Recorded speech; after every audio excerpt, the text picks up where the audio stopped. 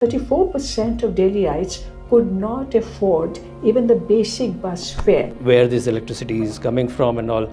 You know, it's just 2.5, our passenger vehicles just make up 2.5% of the pollution, and why would you address that? All the investment that is happening in little bit of pedestrianization, little bit of streetscaping, these are all cosmetic and beautification. Like if you're a cyclist, you know, sitting in a traffic signal, or if you're a child in a school bus, so that's what you're breathing in a very high concentration. Walking and cycling is becoming, it's very tough now. Even metros, they are not there to earn money, but to serve the people, the citizens there. Bus numbers going up, but your ridership coming down enormously. India is talking about ethanol, 20% ethanol or biodiesel. That it's not just crop burning, it's not just Diwali, it's all these other things. Hello everyone, this is Sherry. I'm Sherry Frosh with the Raahgiri Foundation. And I'm really excited to be here for our podcast today because I have two people who I really respect in the air pollution field and that I consider experts that are here with me. We have Sharif Qamar, who is a fellow and associate director at TERI, the Energy and Resources Institute, in the Transport and Urban Governance division in Delhi. Also, we have Anumita Roychowdhury, who is the executive director in research and advocacy at the Center for Science and Environment, CSE. So great. Today we're going to keep this conversation focused on air pollution, transport emissions. One number that I see bandied about a lot is 51.5%. 51.5% of our local emissions are transport, and that's the local emissions probably make up 30%, right? So then even of the other emissions, it's probably a great deal of transport. And 81% of all our emissions, of the total of all our emissions of NOx, of nitrogen oxides, are also from transport. So transport is a big deal, and it's something that we need to fix, and it's something that we're always talking about, but it's also dreadfully hard. It's a hard nut to crack. And these days when so many of us are talking about air pollution, right? Everyone's an expert. But I see that the conversation is actually progressing. People understand that there's pollution is year-round. I think, we don't need to get that message across anymore. We've done that for years and years. But now people are seeing that there's pollution year-round, that it's not just crop burning, it's not just Diwali, it's all these other things.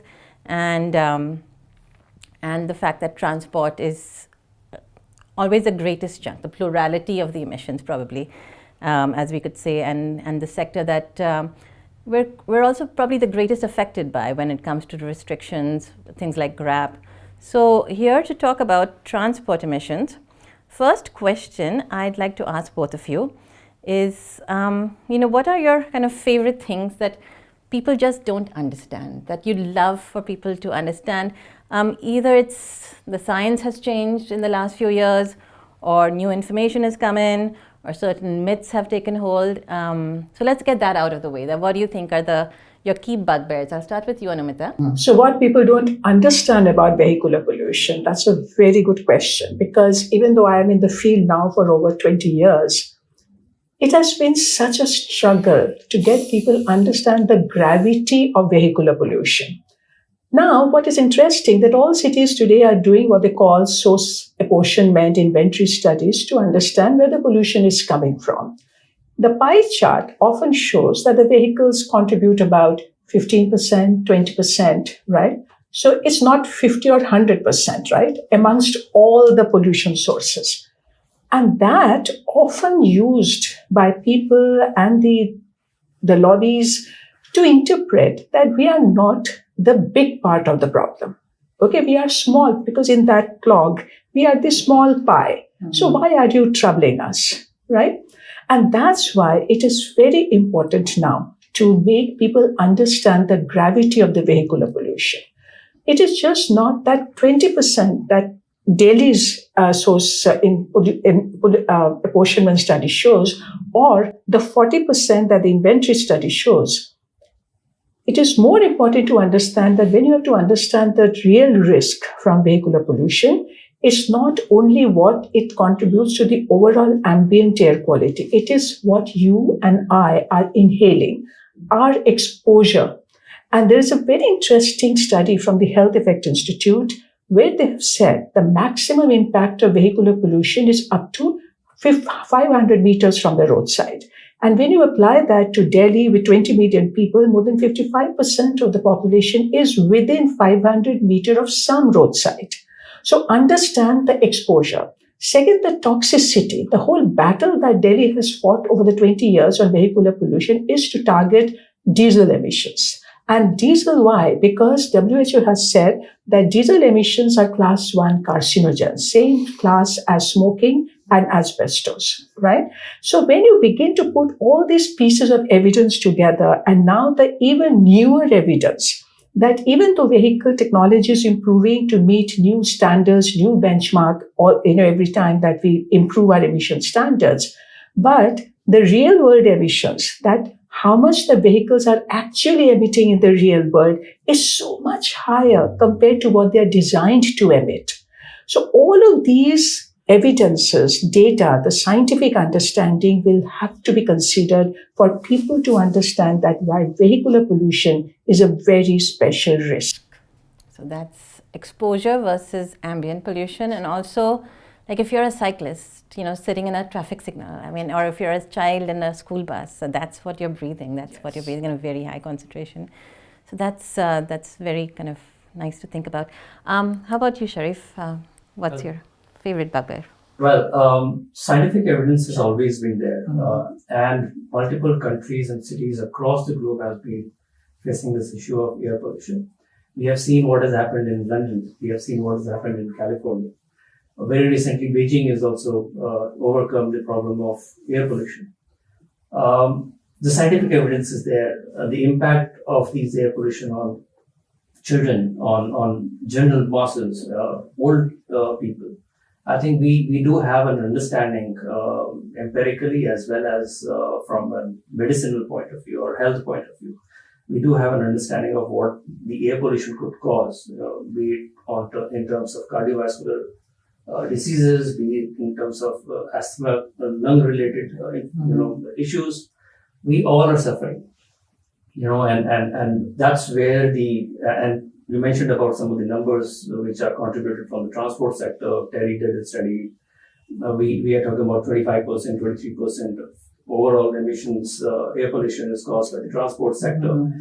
And within that also, if you look at what are the categories of vehicles, you have the commercial vehicles, which are at the top of the list, but you also have the passenger cars, two-wheelers, and it doesn't matter if it's a petrol vehicle or a diesel vehicle or a CNG vehicle as well. As Anumita mentioned about, one is on lab tested, emission points that the automotive companies kind of claim. But when you go and see on the ground, the scenario is completely different. If you talk about commercial vehicles, the load factor of these vehicles also have an impact on the tailpipe emissions.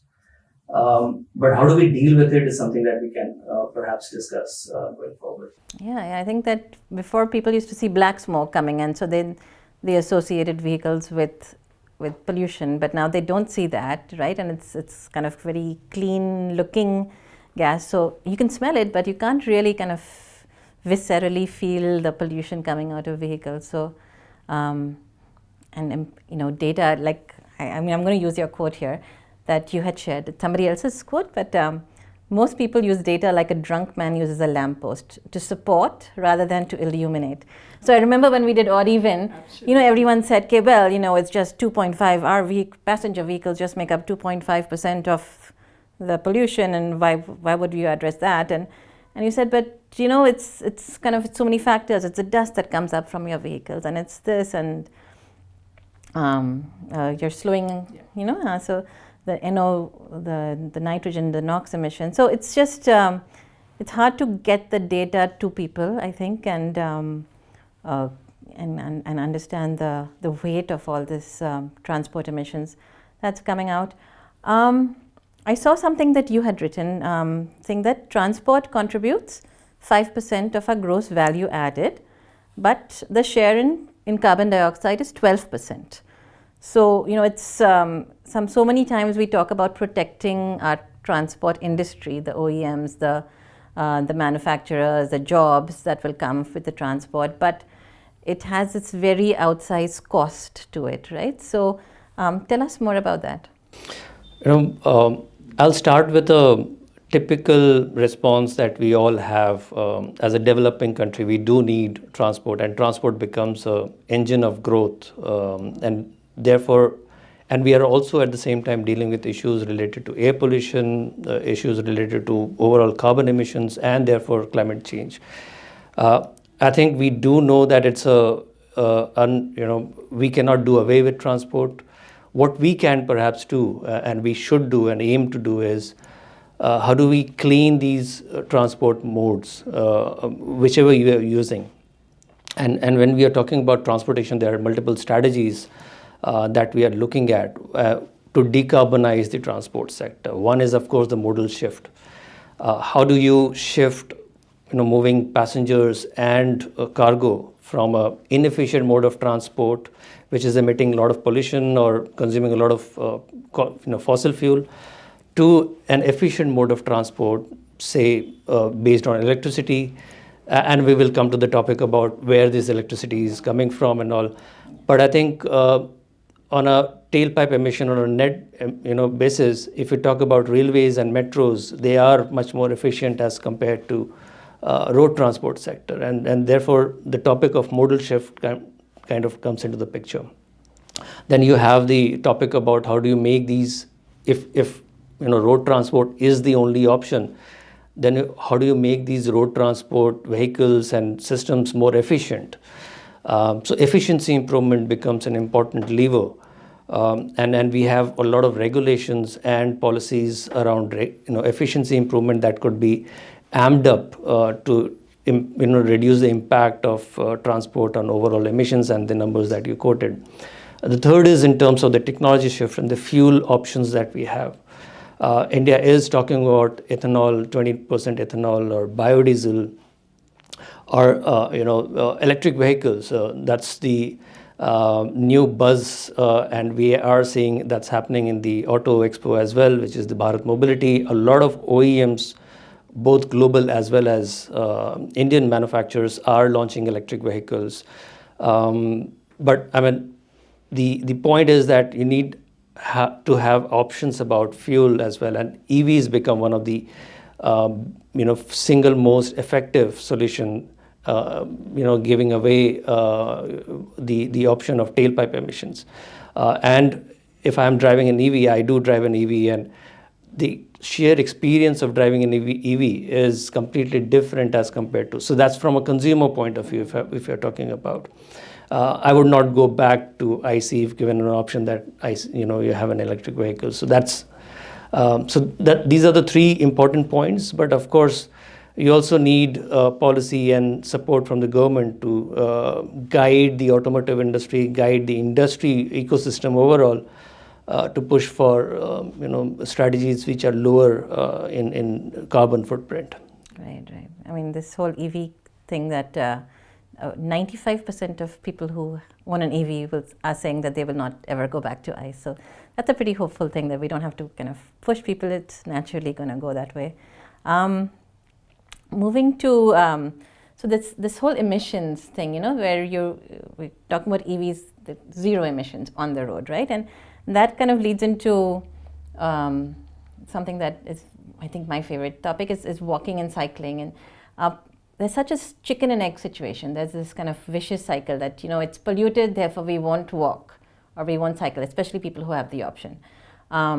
But because we don't walk or cycle and we choose our cars and we choose our motorcycles, whatnot, then you're making it even worse. And so then we definitely won't walk or cycle. So it's this vicious cycle that we see, and there's a lot of solutions that you have talked about as CSE on footpaths and cycle lanes and whatnot. So let's talk a little bit about that. I saw a study from IIT, from TRIPSI, saying that 44% of Delhi roads have no footpaths. So let's kind of talk a little bit about the infrastructure that can be put in to break that vicious cycle and perhaps turn it into a virtuous cycle. So let's contextualize this issue within the larger challenge of motorization, the very rapid increase in vehicle numbers that we are seeing in Delhi and NCR today. Just imagine Delhi with more than, according to the Vahan database, that more than 79 lakh vehicles stock, but then last year only it added 6.4 lakh. And if it's the rate at which the vehicle numbers are growing, Gurugram, more than 85% of the vehicles that are registered in Gurugram district are actually registered in Gurugram city alone, right? So that is the number. Now, when that's happening, it's essentially the growing dependence on personal vehicles, which is leading to this explosive increase. Now, look at what we are doing. We are not developing infrastructure to enable public transport usage and walking and cycling. On the contrary, if you really look at Delhi today, more than 22% of Delhi's geographical area has been put under road network. And it is said that another 10% is gone only to keep our vehicles parked. So which means 1/3 of Delhi's valuable land given away only for vehicles. Now, is this sustainable? Now, the clogging and the choking congestion that you're seeing now on Delhi roads, it's increasingly becoming irreversible. As a result of that, what is happening, that our original strength, if you look at the 2011 census, that actually in Delhi, the majority people were actually using public transport, walking and cycling. But your 80% of your investment for infrastructure is going for the minority car users and two-wheeler users. So you're only widening road, taking away the crossings, don't allow people to cross where they need to cross. As a result, walking and cycling is becoming, it's very tough now. Now, there are two fallouts of this. So one, that at one level, public transport is losing out because especially bus transport, which is supposed to meet the maximum travel demand, what we are noticing in Delhi, that even though Delhi today has started increasing its bus numbers, even though they are still woefully very short, and Delhi has highest number of electric buses in the country today. Hey, that's the success story. But look at the success. Yeah. Bus numbers going up, but your ridership coming down enormously. Okay, so what's the point? So if you just run empty kilometers, and it is happening because you and I are never going to board a bus, which is the slowest vehicle today because of congestion. You have not given the bus its right of way, and therefore bus is losing out. And our study shows that today, because bus is not about a vehicle, it is about the service it provides. So in the less than 1% of bus stops in Delhi have waiting time which is less than 10 minutes, which means all the bus stops, you are waiting and waiting forever. Why will you board a bus? Metro expanding, good. Delhi Metro is better than other metros, but it still hasn't met its projected travel demand. So investments happening, but they are suboptimal. And here understand the linkage with walking and cycling.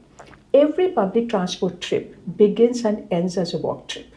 Okay? And if you cannot walk to a metro station, if you cannot walk to a bus stop, okay, and you're unsafe, there are encroachment, and you can't even, and every time you have to go to a metro station, if you have to climb a foot-over bridge, okay, it's an obstacle race for all of us. And now what we are realizing, so therefore, if you look at the infrastructure plan, all the investment that is happening in little bit of pedestrianization, little bit of streetscaping, these are all cosmetic and beautification. These are not becoming part of functional assets. For you and me to be a regular commuter, walker, cyclist, the entire street need to be redesigned very differently.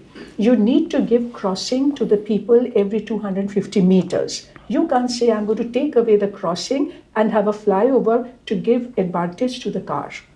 Now, if that, jumping over absolutely. So if the road design is continuously adding privilege and glamour and to the car, then why will walking work? So And therefore, what we are saying, and so recently when we looked at the way the whole fund that has come for the National Clean Air Program and where the money is going is all gone for the roads and road dust cleaning. And the walking, cycling, public transport, which is also part of the Clean Air Action Plan, they have remained the most neglected part of the real action on ground. So walking and cycling, if we really have to promote that, first, you have to completely redesign your roads for walkers, cyclists, and give them the right of way, protect their space. That's one. It has to be a network, not a corridor. We don't walk. Corridor is about recreation cycling. It's recreation walking. But you need network and that is not happening at this moment. And then you also have to link it with good parking management. Because if the cars are taking away your footpath space and clogging, then it's a direct conflict. So many different pieces will have to come together so that you can actually enable walking and cycling. I know, it's always such a facepalm moment when there's one more flyover or one more underpass, and you're like, there's all this other stuff that could have been made with that money. Sherry, if I can just add a couple of points. Anumita mentioned about the metro system in Delhi and the bus system and how the services has gone down. I think one big issue that we as people working in the transport sector look at is the complementarity of these public transport as well. Yeah. Metro is functioning its own way, the network is expanding, and it's not typical to Delhi, but it's typical to any other city that we have in India and perhaps globe as well. What's differentiating is these bus services that are being run. Most of the time, it's competing with the metro services instead of being a complementary service to the metro system and to each other as well. So that's one point. The second is, if you look about the metro and that's where the walkability comes into the picture. If you look at the metro infrastructure, it's very nice, it's very clean, but that nicety kind of ends at the gate of the metro or the or the road at which the metro station is there so that ends there. It is not expanding to beyond even 100 meters. And you have multiple examples where if you just provide good quality walking infrastructure, that will help metro creates its own ridership. It will attract riders like anything. And we have seen it happening in the suburban railways in Mumbai. There are walk lanes that are there to the stations or the overhead, foot over bridges being constructed. That just attracts a lot of people to the suburban railways.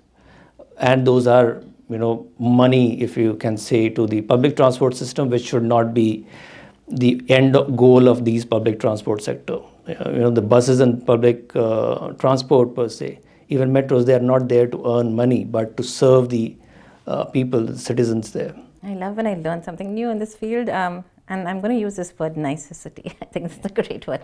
But this is something quite interesting. So that the metro does, instead of kind of entering real India the moment you step out of the metro lift, which is what happens, you kind of have a little buffer where you have nice, even hangout spaces, just attractive spaces to walk. And I also wanted to talk to you a little bit. I remember seeing a study on the return on investment from TERI, that when you're investing in these kind of in this infrastructure and cycle lanes, in particular to cycle lanes, I believe, the return on investment is great. It's and you're talking about this huge percentage of our GDP that is being lost if we don't invest in cycling. Yeah. So, and those are terms that, I think a lot of people understand that, this is money in, money out, and almost like if you're not spending the money, you're doing a great disservice to the country, right? So, can you talk a little bit about kind of that, the money angle of investing in these?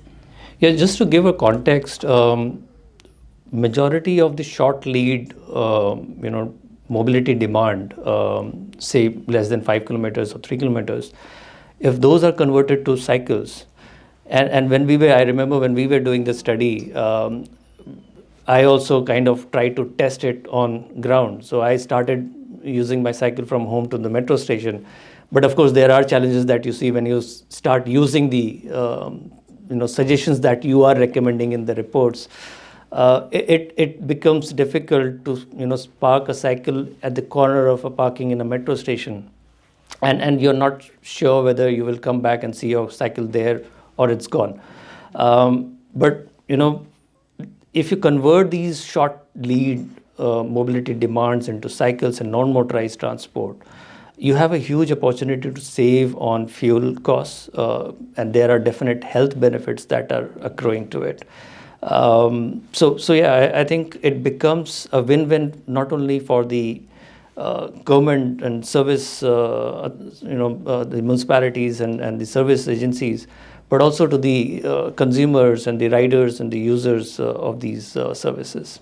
That's what I mean. For whoever's listening out there, it's not just the money we are spending to get this infrastructure, it's the money we're losing by not putting this in. What is very important from the point that you have made, so around metro station, it's very interesting that today in Delhi, they have actually adopted a multimodal integration policy, which essentially means that you redesign the area around the metro station in such a way that the transfer from one mode to the other becomes easy. And some of the stations, they've already started redesigning it, like Chhatarpur and few others. The whole idea is that you bring the bus stop, the drop-off point for the autos, very close to the station. But take the car parking at a distance, right? Mm-hmm. And that's a principle that they apply. That's the reverse of... That's the implementation we require, so that your access and the shift from one mode to the other becomes very convenient, easy, and seamless. But the more important, that more and more you pedestrianize and create good pedestrian experience and ambience, like a little bit that has happened in Ajmal Khar in Delhi, even Gurugram has done a street, Shahjahanabad in Delhi. But when you look at it from the economics point of view, because often it is the local business who resist. But the data now showing globally, as well as in India, especially we have seen some data from Srinagar, where the business volume actually increases where you have pedestrian streets. Yeah. Because if you as a customer, if you and I go buy a car to purchase something, then my purchase decision is only one, that I need to buy this. I take my car, I go and buy that, and I come back. But if you're on a walkable street and you're walking and you're exposed to a lot more around you, then you will see that you're making more purchases. And we love that, right? Look at malls and how crowded they are. We love walking around. And that's the economics of pedestrianization that people really need to understand, in addition to everything else around health benefits and so forth. Yeah, definitely. Moving on to public transport, this is something that we talked a little bit about, this 1% of bus stops having more than 10 minutes. Wanted to talk to you, Anumita, about, so what is the solution for this? Is it BRT lanes? I mean, that was something that, it just broke our hearts when it was closed, and it's closing around the city, around the country. Or is it more buses? Is it, better last mile connection? What is it that'll get us there to good public? I mean, we have the metro, we've talked about that a bit. What's missing? So the solutions will have to be looked at, one from within the system of the public transport.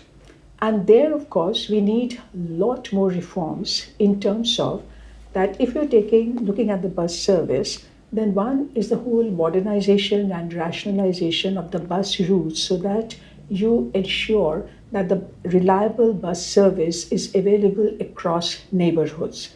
Now, it's bizarre that in Delhi we have seen that how many bus routes have been curtailed from several neighborhoods because of congestion. So it's like the buses are blamed for congestion, and therefore you remove the bus to create more space for the cars, right? So first that has to change, but for that reliability, you need to also invest a lot on ITS, etc.,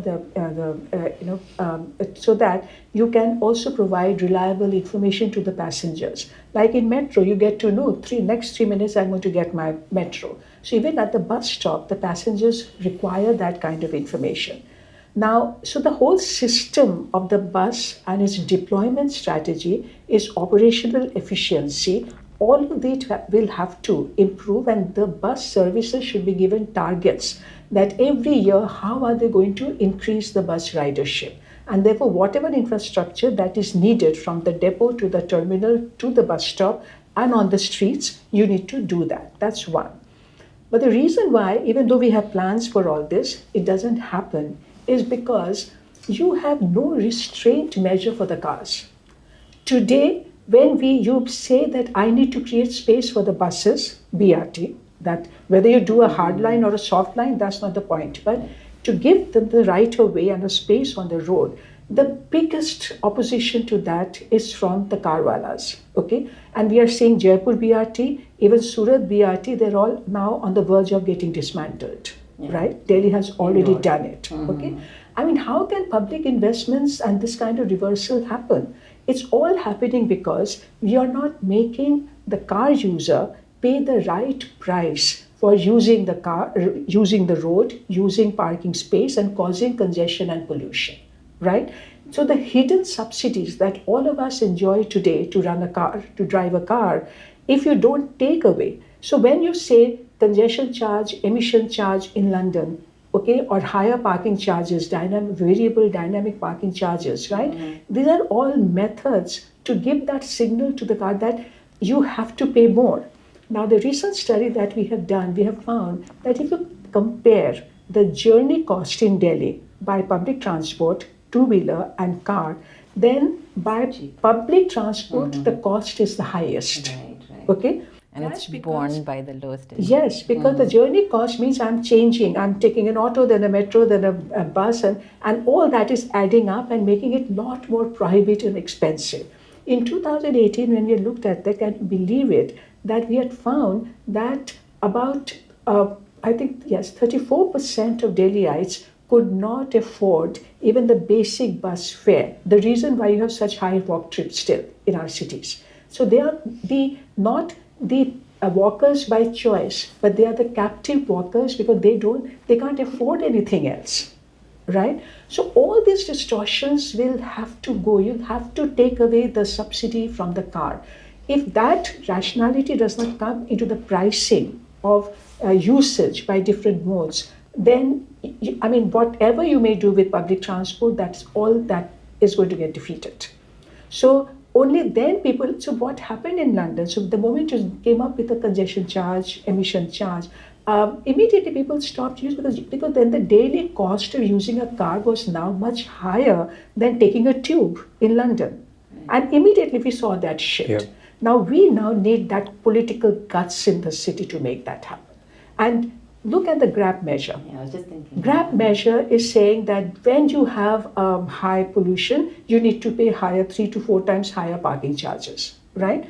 But you don't have a parking management area plan in the neighborhoods because first you have to tell people where is the legal parking area where you can park. So if it's only in some commercial areas you have legal parking, but that is not demarcated. So if you tell me that, okay, here you pay higher parking charge because of Grab, I will not park here, I'll just go and park for free in the next street.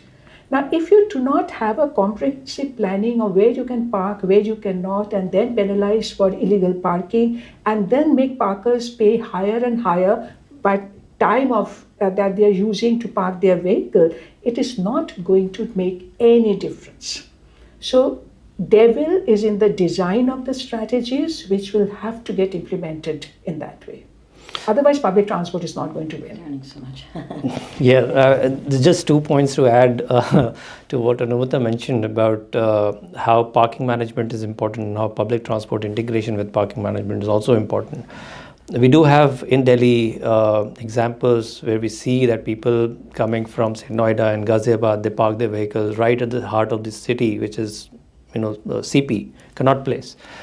They park there, they use the metro, and then they come back and take their vehicles there. So, and that's also because the parking rates and the charges are so low and it's so convenient for them to come in the center of the city, park their vehicles, and they go to Gurgaon or any other place. We had employees doing that actually. And the second, and that's how we are tuned to operate in our daily life, right? The second example is from the Yusufsarai area of just next to the AIMS hospital. We have a multi-level car parking that's been developed, and the cars are parked right at the outside the shops of Yusufsarai. And that's again the lobby of the shopkeepers and trading associations. They come and say that you can't just not allow people to come and park their vehicles in front of our shops. I think we need to deal and take stronger actions and measures on dealing with such issues. I'll also take examples from outside when we are talking about public transport and particularly buses. And now electric buses. I'll take you outside of Delhi. So we did few studies, one study for Meerut and Gorakhpur and other tier 2 cities, which are now seeing electric buses being run on their streets, which are smaller in size. But the challenge, one of the biggest challenges that these operators are facing, the private contractors are facing, is they have to compete with the shared autowalas and the e-rickshaws. And so the bus, at most of the times, the bus service becomes costlier for a person who's going by a shared auto. And that's where the ridership so the competition within the paratransit or intermediate public transport, you name it anyway, but I think those also needs to be figured out while talking about public transport and incentivizing people to use public transport. Yeah, and that's a very interesting thing for me to think about the competition, like you were saying earlier with the buses and metros. So the buses routes are going in the same routes as the metro routes, but where you think that maybe there should be more like last mile, or that's something I had never really thought through. And then also this is a very that's the competition that we are talking about today between metro and bus, and then the other vehicles and paratransit. It's a very wrong way of looking at it. You go to Indonesia, Jakarta today, where they have the metro exactly under is the BRT. Okay, the whole logic is that the moment people start using more public transport, the travel demand on that corridor goes up so much high that you actually need these double systems to work. And also the two different systems are catering to different income classes as well. Yeah.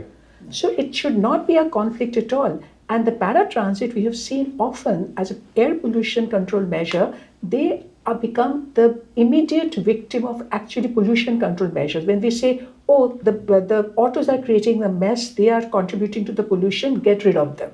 Instead of realizing that the paratransit actually is for the masses who cannot afford the bus and the metro.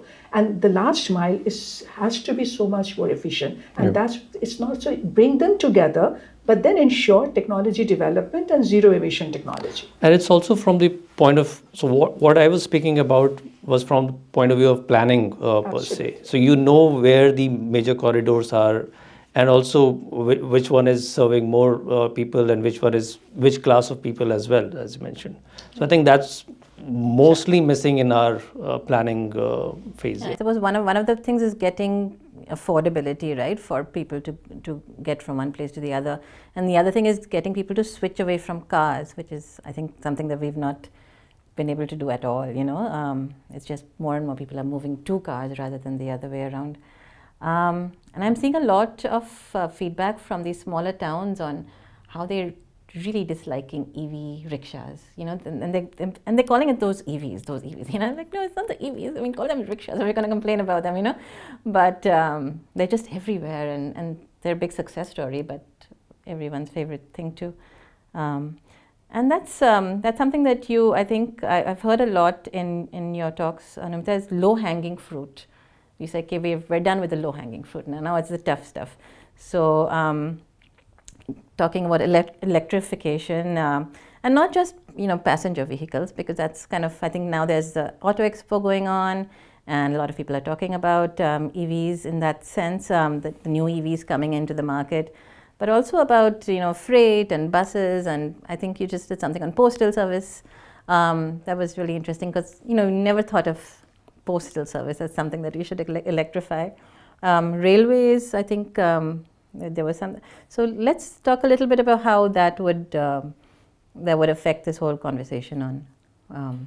Of course, from a freight perspective, and most of the times, particularly in cities, urban freight is a neglected kind of sector. It does not find a lot of insights into the master plans or comprehensive mobility plans. It's just the vehicle side of it, but it's also from the logistics and the warehouse point of it, the distribution point of it. I think those are sort of missing in most of our Indian cities. Some cities are taking lead in looking at urban freight as one of the key areas to focus on. What are the solutions?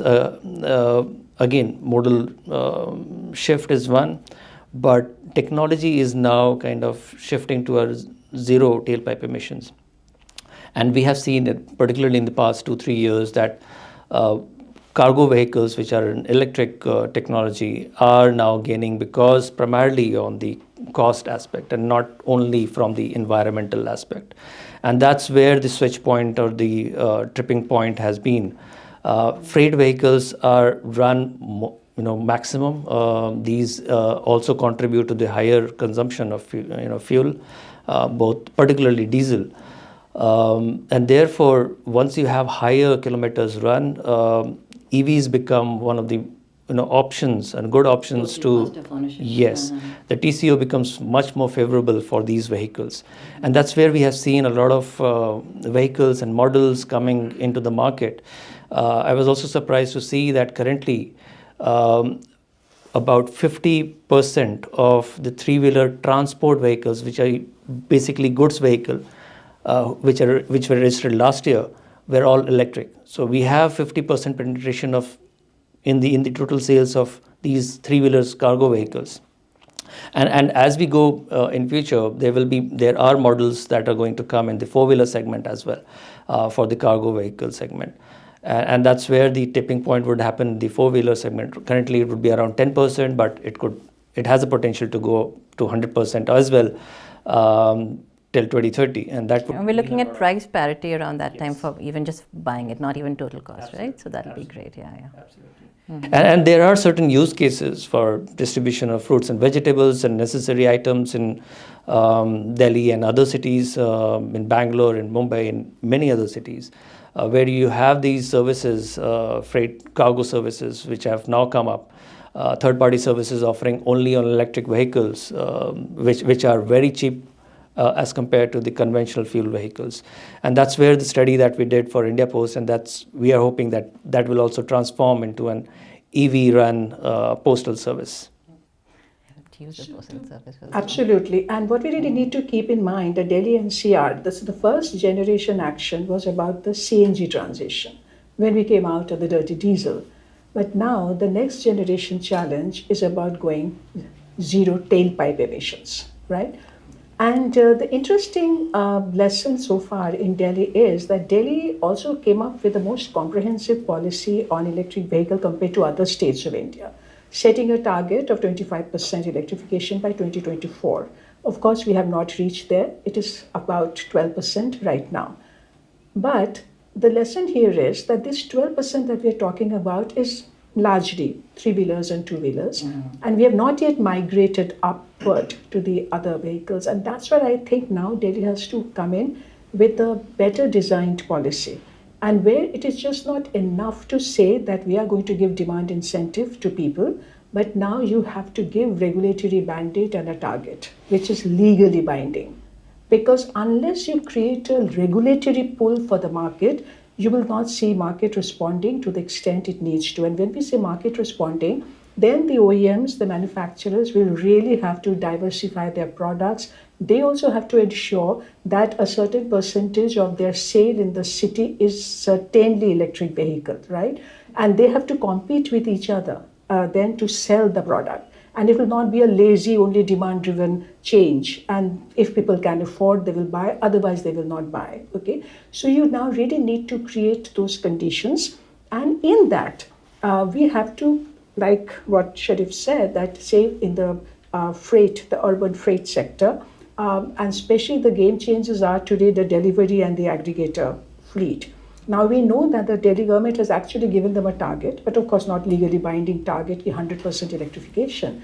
But then those are the use cases where you can see a much quicker turnover. And now with that, the swapping technology, etc., newer variety, more diverse models are coming in. So if these delivery companies, the aggregator companies, they can be targeted. Institutional targeting is done in a more specific way, including government-owned vehicles, right? We will certainly see a scale building up. And if that scale builds up, and therefore the requisite infrastructure, charging, etc., that will be coming into place, then you will see that there is already a lot of dormant demand for personal electric vehicle as well. And even if you don't have very active demand incentive for them, but you can create non-fiscal incentive for them as well. So increase the parking charge for the ICE vehicle a lot and make parking free for the electric car. I mean, Grab was a great time to have an electric vehicle. And the many other ways of incentivizing. Right. Right. So we now really need those accelerators, enablers to come in to make this change happen.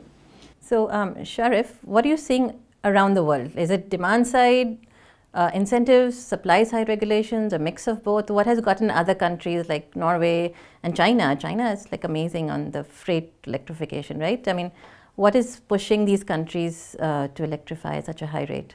So each country would have their own set of priorities. Norway would have their own, India would have, will have our own set of priorities. When we are talking about priorities, EVs, of course, it solves a lot of problem, but it's not the only solution to the problem that we are facing, be it in terms of air pollution or be it in terms of overall climate change as well, and the contribution from the transport sector. Therefore, for India, of course, and we have seen in the past 5 years and 6 years what's the kind of uptake and the increase in EV by the different users, be it in two-wheelers, three-wheelers, four-wheelers, and of course the buses and the commercial vehicle segments as well. Somewhere it's driven by sheer economics, the profit. Somewhere it has to be, some sort of a social good kind of investment, particularly from a government point of view. But the progress that we want to see in EV deployment, that's not happening, and that's where the push has to be both from the demand side as well as from the supply side.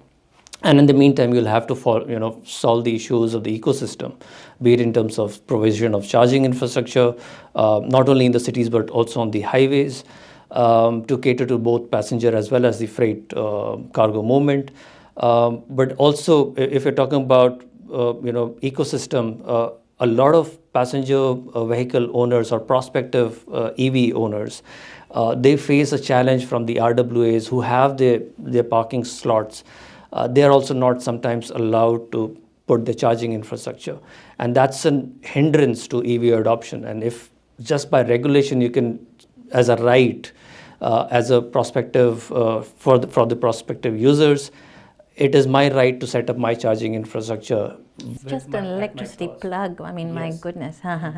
That will work in a big way in terms of favoring EVs.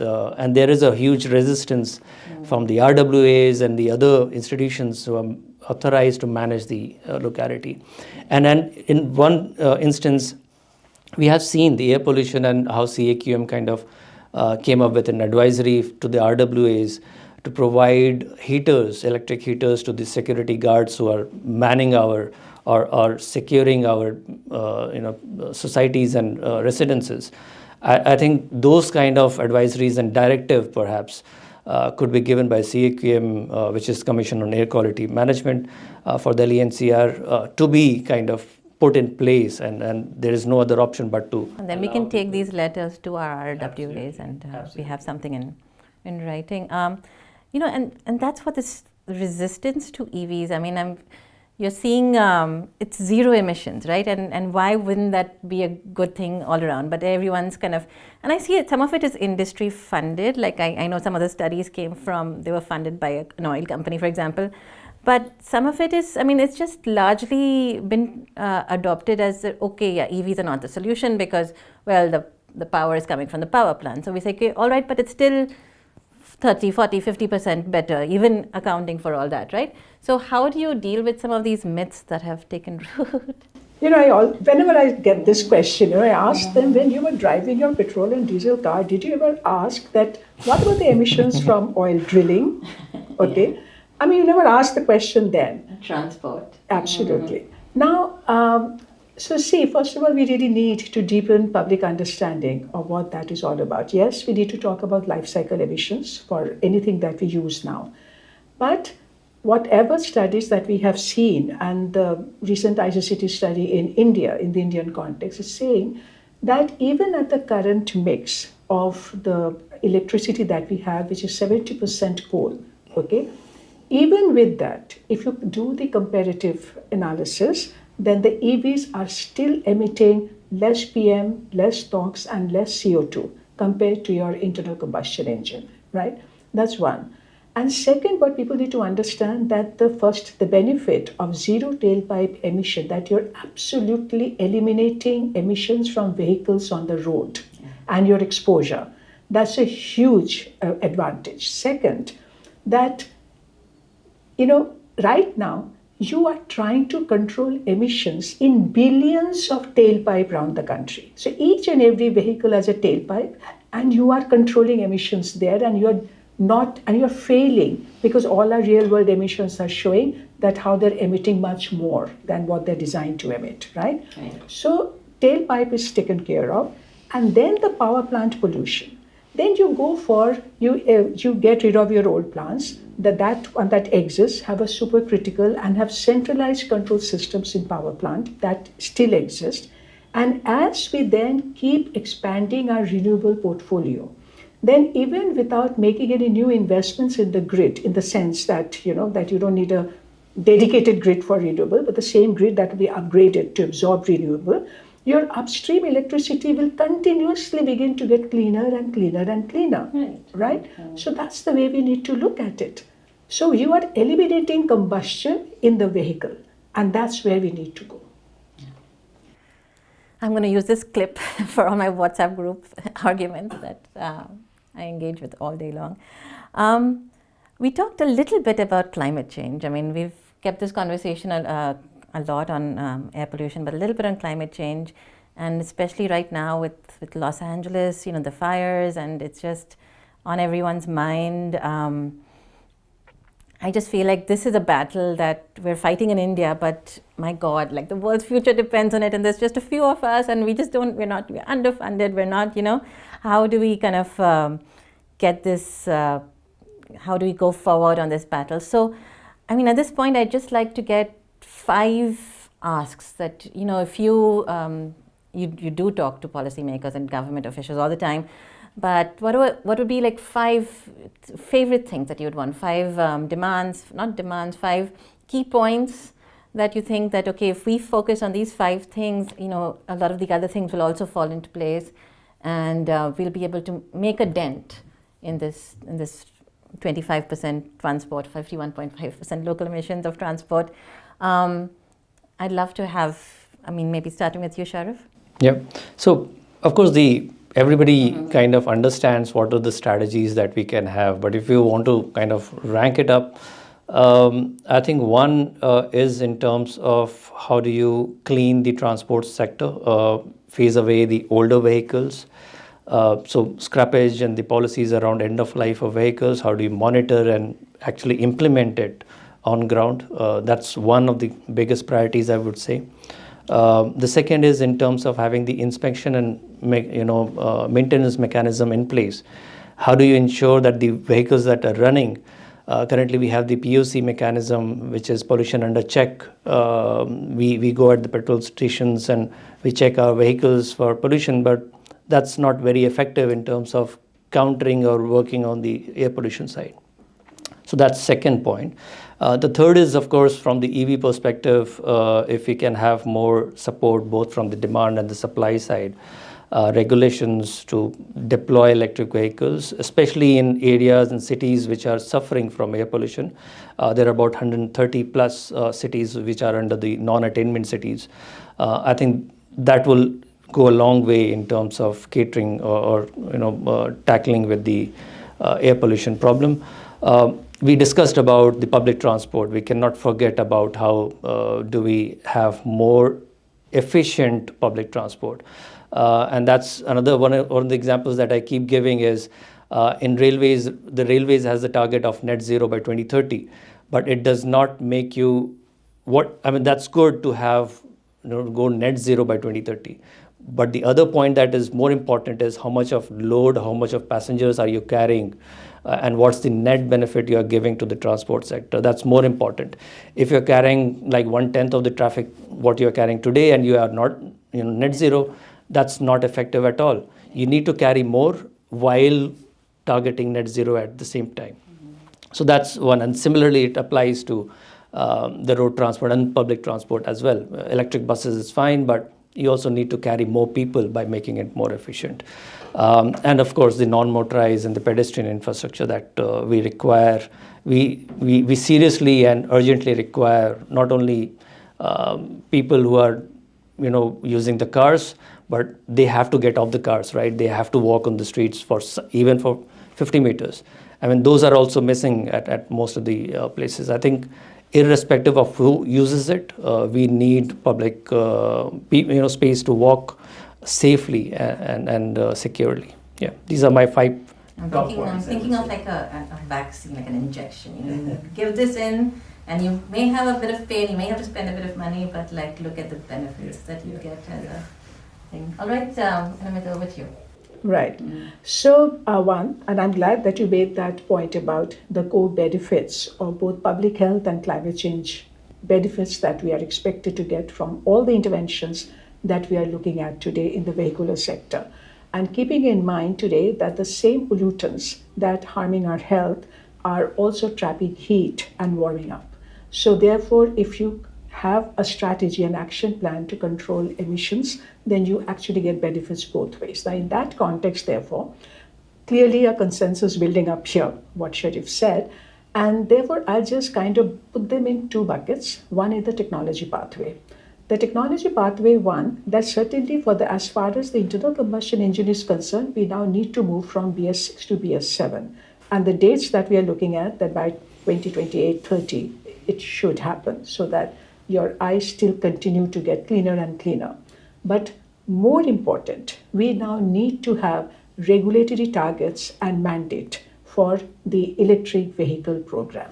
Okay, enough of loose voluntary demand incentive-led change. We have done enough of that. Okay, and it's a very slow process. We are only 6% electrification today. To get to 30 to 50% in the next 5 years, you really need to drive it with zero emission vehicle mandate and regulatory target for electrification, both at national and the state level.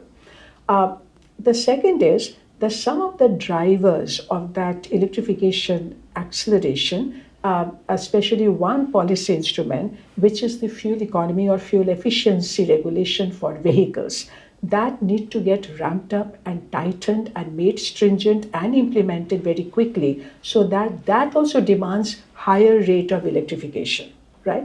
So that's technology pathway. But at the cities where we are, you also need, what Sharif said, the fleet renewal.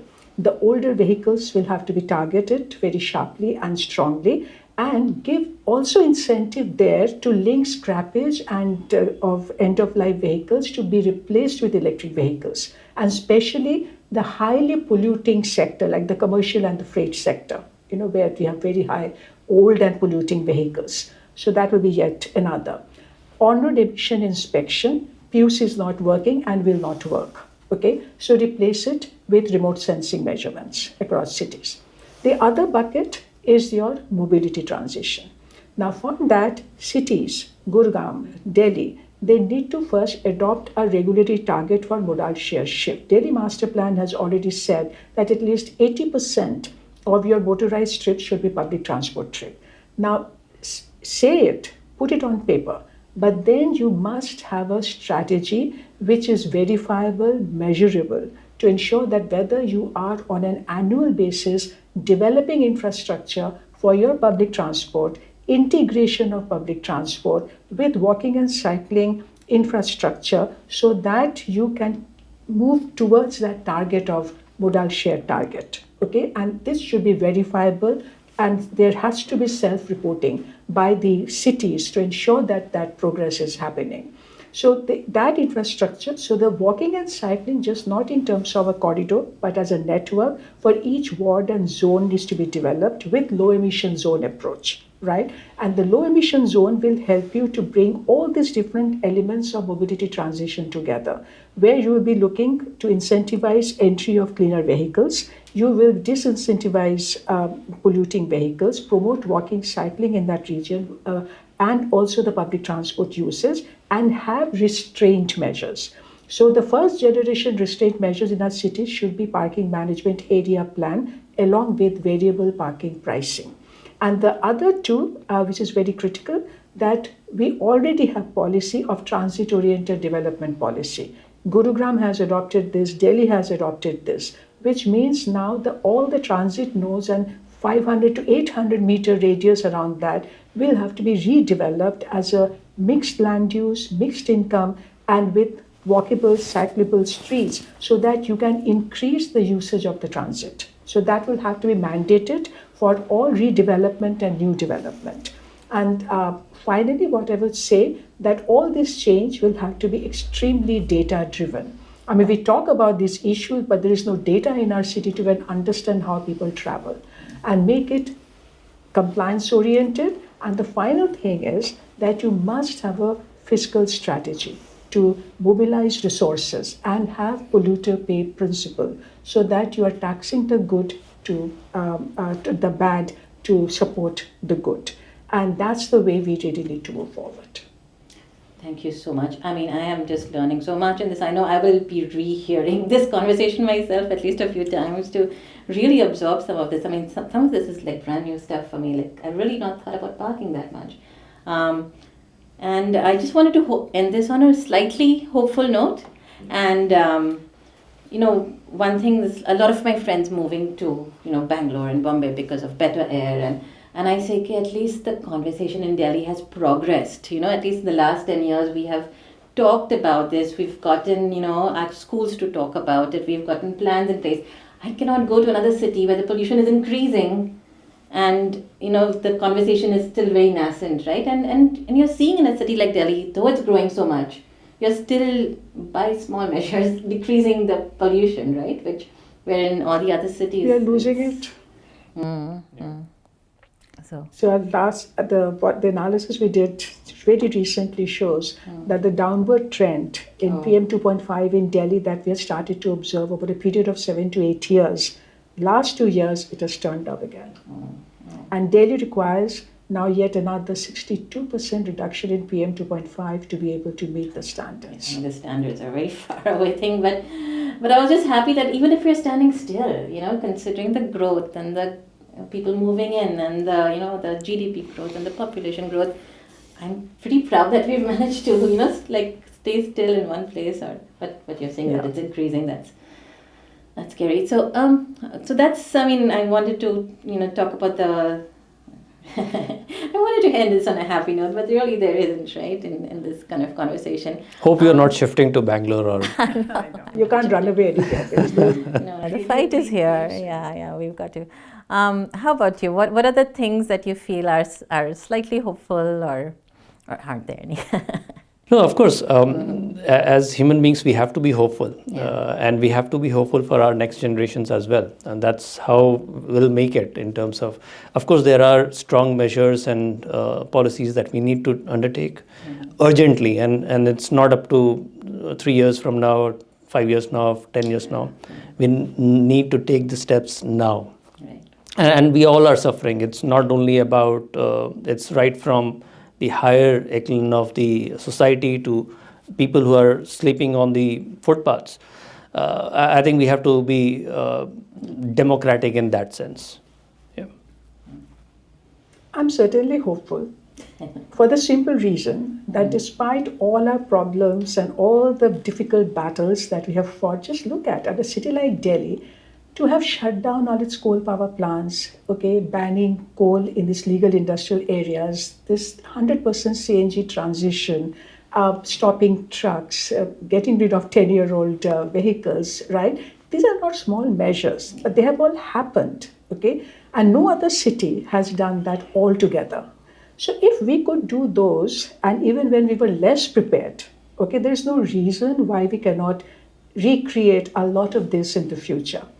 Only thing that we need to keep in mind that the newer solutions are also extremely complex in design and scope, and therefore we really have to build a lot more capacity. And but then it's important that the people now need to understand the solutions more.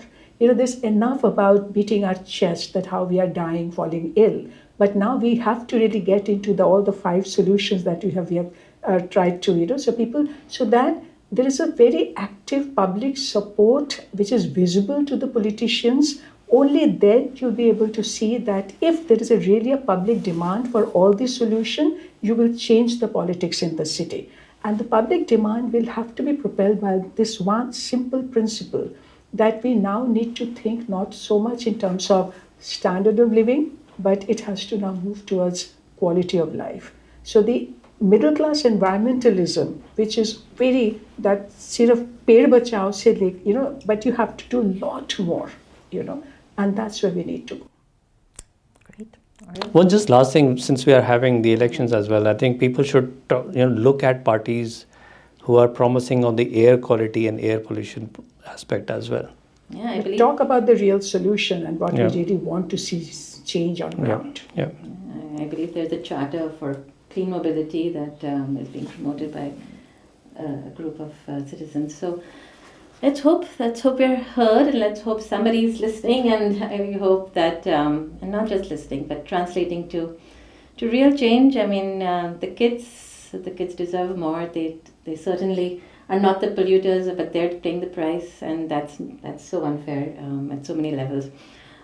Great talking to you, and I really appreciate you giving your Saturday morning to me. It's so nice to learn so much, and I hope that we can get these messages to make a difference. And I'll definitely get my friends and family, give them an exam on this. We can have intelligent conversations and really take this forward. Okay, great. Thanks a lot. Thank you so much. Thank you. Thanks a lot. Closing words that you'd like to? Thank you. All right, great. Thank you.